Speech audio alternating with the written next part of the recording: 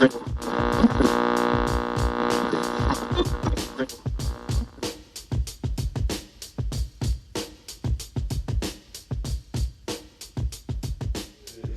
Jersey, right? Yeah, man. What's up with Jersey, man? Where in Jersey you from?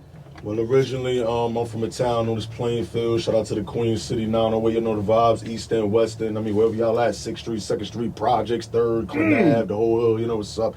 But I was raised in a suburb next to Plainfield known as Piscataway. Yeah. I'm saying I was raised in a section of Piscataway called the Heights. So actually, I live in a condominium complex known as Society Hill. They got a few Society Hills in New Jersey. Like they have one in Newark, they have one in North Brunswick. But that's where I reside in Piscataway, and where I grew up at. But my real block is around the corner. It's known as Park Ave. Yeah. Shout out to the Heights, man. Shout out to the whole hood. Shout out to the Ave, man. K Bars, Tank, 40. You know what I mean? Yeah. Everybody, I know the vibes, man. But more or less, that's where I grew up. You know what I'm saying? And that section of Piscataway is known as the Heights. Yeah. So that's where I'm from. You know what I'm saying? One thing I really respect you for, man, you came out the gates just dissing whoever you wanted to. You know what I mean? And there's a story behind that. And so I feel like a lot of rappers are scared to do that right now, especially indie artists on the come up like yourself. You know what I mean? What made you do that, man? That's a bold move, but I respected it because I heard what you were trying to do on the song. You know what I mean? Absolutely. There was a method to my madness, you gotta understand. First and foremost, obviously, that record was inspired by 50 Cent, How to Rob. And me and 50's situation was very parallel because for those who don't know, more or less, when I did that record, it wasn't a clout chase. It was organically, you have to understand. That's what I want people to know, because I could tell that. I went through a bad business situation with actually a cat from the West Coast named Big Reg. More or less, Big Reg used to run with Eazy-E. He used to track with Eazy-E. He knows Ice Cube. He helped Corrupt get off of death row. He's really who he says he is, but the dude basically now he just uses his credentials to scam people. So long story short, he basically had me in a contract and had me under the impression that through his company, he would get me in a situation where he would receive a finder's fee. And basically he would bring me to a label or an endorsement situation. I get the bag and then we decide the percentage between that. Basically he had me under the impression that he was cool with DJ Mustard. So he was like, look, I can get a DJ Mustard beat for the low. Oh my God, this story just going left so quick. So look, bro, because basically he was telling me we need you to be a part of something that's popping to get you lit. So he's basically saying look, I'm gonna get you on a Mustard beat. He look, the beat 5 bands. He I'll put up 2. He said, I'll put up 3, you put up 2. He said, you got a problem investing in yourself, right? I said, this is what I do. So more or less, I did that. He sent the beat. Not gonna lie, bro, it was a Mustard beat. It had the mustard on the beat, the whole thing. And bro, not for nothing, I love West Coast music. You know what I'm saying? And I'm gonna tell you why in a little while once you ask more questions. But basically, I hopped on it. I made a hit. And after that, the business just got real funny, man. He stopped answering calls, changed his number. He just started acting real weird. He had me send him a couple $100 because he said he was gonna have me open up for T Grizzly at the BET Awards at the festival. It's basically a lot of business that didn't go well, and it came out into the song. But okay, so to backtrack, after that, I'm not gonna lie, this is not my first time being scammed, unfortunately. So I was left high and dry, and at that point, you gotta understand, I was doing a bunch of features, I was working, I had been on Sway in the Morning, I was moving around, and I just felt like I was stuck. I was like, yo, I'm doing all of this, I'm busting all these moves, but my following is still not growing, you know what I'm saying? So I'm like, what am I doing wrong? And then I just said, you know what, the frustration from that situation made me say, you know what, man, actually, I'm gonna keep it real. My man is sitting over here, my man Lovershawn. Shout out my boy Lovershawn, New Brunswick in the building. Bro told me, he said, listen, man, he's like, bro, he was like, you a battle rapper on the low, you got the bars. He was like, why don't you just diss the industry, bro? Get on your 50 shit.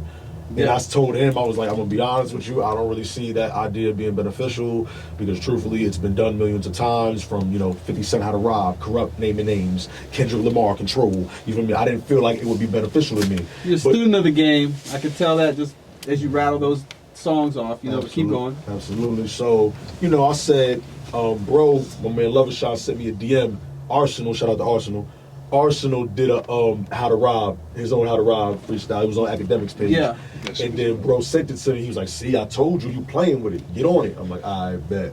So I went to the crib. I said, let me test this out. And at the time, I'm gonna be honest with you, you know what I mean? Yeah, your boy 6'9". Yeah, nigga. They beat your ass in the gym when it's Stairmaster, buddy. That was one of my questions. That was one of my questions. He's a sucker. Fuck him. But anyway, that's why he the first one I named in the verse. I said when I catch 6ix9ine when he trolling on live, I don't take L's blood. So I mean you already know what I said. You feel me? So look, boom. When I came at son, I start naming a bunch of names. I'm like, yo, this shit is hot. I call my producer. I'm like, yo, I got an idea. I bring it to my producer. Shout out to my producer, A King, man. That's the next Dr. Dre on Everything I Love. Yeah. A King, like, when I gave him the idea, he's like, it's a little crazy. It's very calculated. It's very strategic. He's like, you're jumping out the window. He's like, fuck it, I'm with you. I loved it. At the time, he ended up going to Jamaica. You feel me? So he didn't have time for us to link to make a beat. And as an artist, when you're in the spirit of actually getting ready to create something right then and there, you have to actually hone in that energy, because if you don't, you might not have the same energy again. So with that being said, I had to write that then and there. So I'm like, yo, I don't want to leave my producer out of this situation, but I might have to go on YouTube and find my own beat. So I went on YouTube and searching through beats, nothing had the vibe. Then I remembered, I'm like, oh shit, he sent me a beat on my birthday. I went back in my downloads on my laptop. As soon as the beat came on, I just lost it. Just brought nigga, it out. I'm coming for your safe. Nigga, I'm coming to your bank. Like it just came out of me. You know what I'm saying? And it was organic. And basically, with that record, I tested it out. I played it for the homies. Everybody was like, "Yo, this is dope, man. This is fire." I got comparisons. Like some people said I sounded like Casanova on it, even though I dissed Casanova on the record. Yeah. Free Casanova Gangsta, Casanova 100. It's just that when I make a record like that, I don't have picks. Yeah. Because I'm a lyricist. So I'm not just going to come at the goofy rappers. I got to come at the G's too. You know what I'm saying? Yeah, I feel like, okay, with like 6ix9ine, you come at him for his personality, but other rappers, you come at him for like on the musical side of things. Yeah, you know what I mean? Yeah, just being competitive. Just being competitive and the lyricism, and I think some of that might get lost. So I wanted to make sure that people knew, like, yo, you are a real student of the game. Absolutely. Like, you love the craft. And I could tell the way you dive in, the way you pick the beats, even the lyrics on here. You know what I mean? It's like the people that you picked, it wasn't just random. You know what I mean? There's strategic, like you said. Absolutely. You know what I mean? Just getting to the next question, bro, and you kind of touched on this already. Okay. How do you feel about Tekashi getting beat up? I mean, I'm going to be honest with you. Number one, I don't clown anyone for being jumped because, I'm from the streets. I've been jumped before. Yeah. I'm going to be honest with you. I got jumped 2 days after I put that record out. Oh, shit. For me, I ain't going to shit on names. Don't let you for me. Nah, nigga, who them niggas? What the fuck? Them niggas is clowns. We ain't giving them no fame, man. I mean, Jersey niggas, you know what I'm saying? We ain't giving niggas no fame. Fuck that nigga. But anyway, more or less, I got jumped, so I don't clown anybody for getting jumped because anybody can get jumped. That's not, it's like 50 said. Like sucker punching somebody. It's like 50 said, niggas jumped me because they couldn't beat me one-on-one. Yeah. And niggas know, I'm gonna be honest, like growing up. You a big dude, bro. I can tell right here. Well, growing up, bro, I'm not gonna sit here and lie to you like I was like the best fighter. I just fought if I had to. I ain't gonna lie to you. There's a lot of niggas in my hood that would have whooped my ass back then. I just wasn't scared if I had to get it shaken. You know what I'm saying? But I play around. Predator or prey. I box a little bit. You know what I'm saying? For the sport. I mean, just for therapeutic reasons, not to be fighting and all that. But anyway, long story long, how I feel about that situation, because it was a lot of people on Facebook recently debating about it. Shout out to my man Khalid, man, my man from the hood, my man DJ Focus. Shout out DJ Focus, Plainfield, St. Mary's, you know what's up. Brody has a mind of his own. He's not a follower. So he's up there, saying like, all of y'all are sheep because y'all just getting that 6ix9ine. What are y'all hating him so much for? Y'all don't know him. And we're trying to explain to him, brother man, you know what I'm saying? He put out the energy that came back to him. It's deeper to him being a rat. He was running around. You got to remember, you got to understand, bro, when I put Coming to Collect out, that's when everybody was on his side. That's when 50 was fucking with him. That's when everybody loved him. Yeah. So when I put that out, I took a risk because you gotta understand, he was a favorite. She was hot. I'm saying, even though the streets, real niggas wasn't jacking him. Real niggas was not jacking him at all. You feel me? We all knew this guy is a fraud.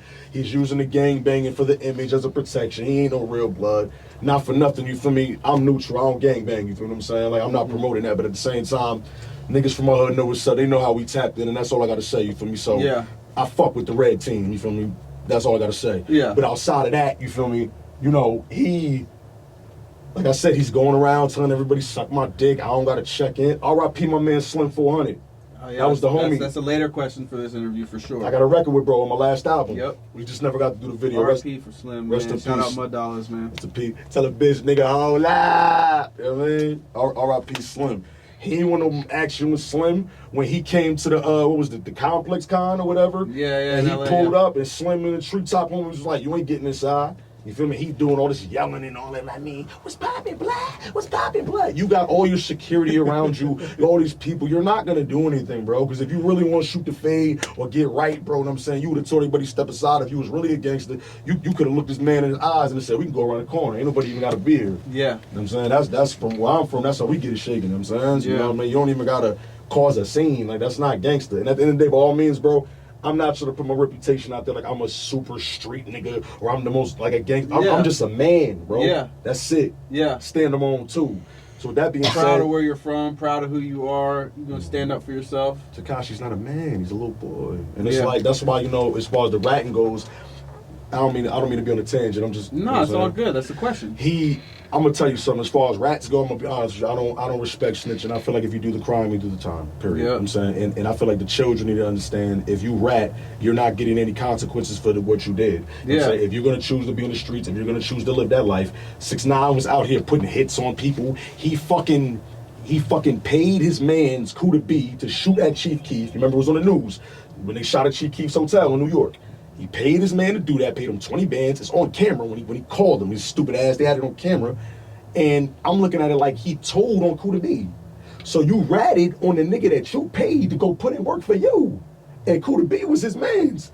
So I'm looking at it like, bro, like you're manipulative, you're just a snake, that kid was just a virus to hip hop, man. He's just a devil. Like his energy was just disgusting. Like I just couldn't respect it. There's been some questions about whether or not he's hip hop police. You know what I mean? So, but next question, man. Whatever. Next question. Whatever. All right. Well, So, you did a track with Slim 400. mhm. You did a track with Chinx Drugz Damn, all for my nigga Chinx. and Fred the Godson.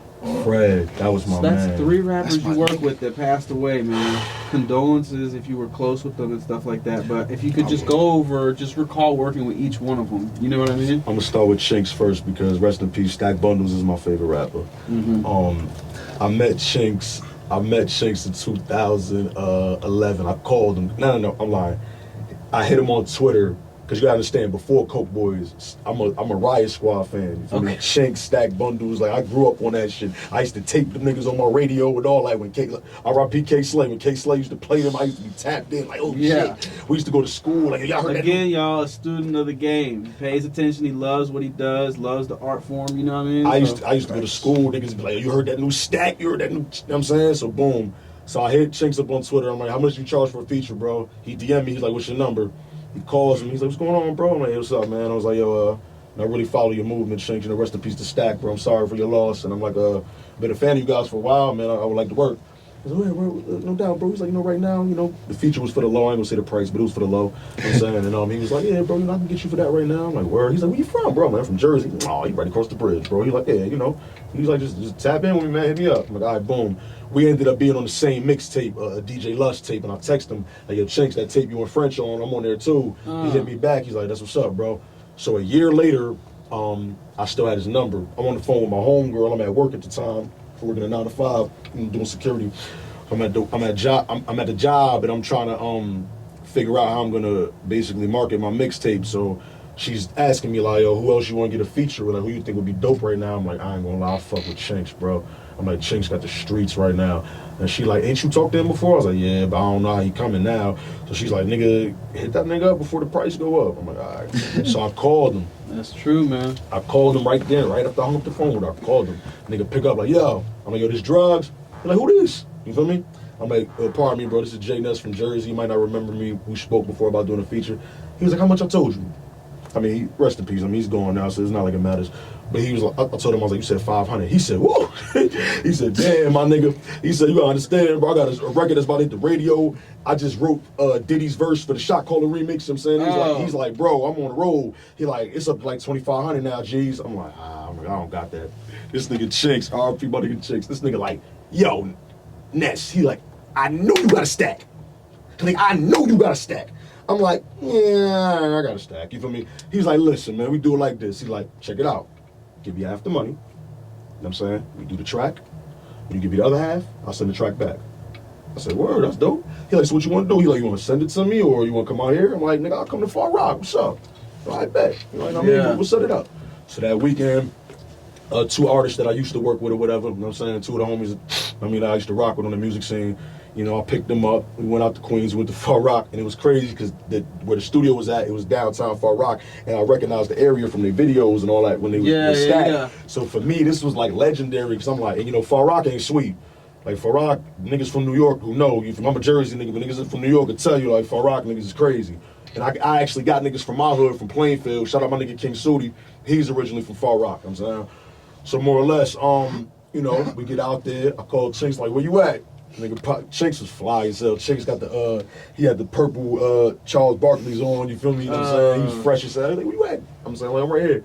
Me and my niggas roll up, we get in the studio. The studio little as hell. Yeah. Like probably, I wouldn't say a little bigger than this, you feel me? But it was little as hell, so boom. We get in there, right? This nigga Chinx was a street nigga off rip. Chinx pulls me in the booth. He like, come here. The booth little as hell. I'm talking about like the space is so tight. He pulls me in the booth and closes the door, folds his arms and says, so we doing it at G's? And in my mind, I'm looking at him like, my man, like, relax. You hear me? So I'm like, I pull the money. I'm like, I got the money right here. Like, all right, you know what I'm saying? I'm like, and as we're talking, the engineer just happens to play the song that I'm getting him on. It comes on. I'm like, yo, this the hook. I'm like, well, it was just the beat at the time. I'm like, this the hook. I'm like, Coast Boys, Coke Boys, new toys, that's how we roll up. You know what I'm saying? And he's bopping his head. He like, all right, do your thing. You might have to put that one back out, bro. Oh, no, the single was out there, the video was up, you know what I'm saying? I'm going to be honest, like, well, I'm not even going to speak on that, but more or less, look. So basically, you know, when I come out the booth, the homies, you know what I'm saying, they sitting there, they like, that shit hard. Chinx rubbing his chin, he like, because it's competition, you know what I'm saying? He like, that was tough. He like, I like that. He was like, you did your thing. He was like, I'm glad you did your thing because I'm going to be honest with you. He was like, some of these artists that come through here, bro, and they shit ass, I'll tell them, like, look, nigga, you gotta pay me a little bit more money. He was like, Ness, I'll make a nigga give me his car, bro. You know what I'm saying? So I'm like, damn, that's how you coming? So boom. Also, this is what was dope about the experience. We sitting on the couch. I'm kind of fanning out. Yeah. So I'm like, yo, I'm with Chinx, this Stack bundles, man. Yeah. I'm like, yo, Chinx. I'm like, I start spitting his shit. I'm like, yo, Chinx, my favorite song from you is Stack. Nigga, we in the streets, we known predicate felons. You niggas that's in the street, don't get it confused. Nigga, we in the club, wildin' out, kitchen cases. You niggas in VIP, don't get it confused. So I'm spitting that to him. Chinx like, yeah, nigga, I always been silly with the flow. Dudes at the time, I'm 21, bro. Yeah. So I was making moves, but I was still fresh. I didn't know the business like that. Yeah. So I'm like, what can I do to get to your level? He like, you see what you just did? He like, you invested in yourself. Keep doing that. He was like, I had to pay Styles before. He was like, I ain't gotta pay him now, but you know, I'm saying, I'm like, word. So boom, the nigga, after that, he was like, yo, when we get done, I'm gonna play all my new shit. It's about to hit the radio. It was the joint that he had with JD Kiss and French called Flexin' Hard. And then another joint he had with Waka Flocka. So he playing it. I'm like, oh, this about to hit the radio? He like, yeah. I'm like, you get paid for that, right? He like, well, that's if it's in the system. I'm like, what's the system? He starts breaking down publishing to his royalties, ASCAP, BMI, you feel me, all that. And yeah, bro, so this was dope.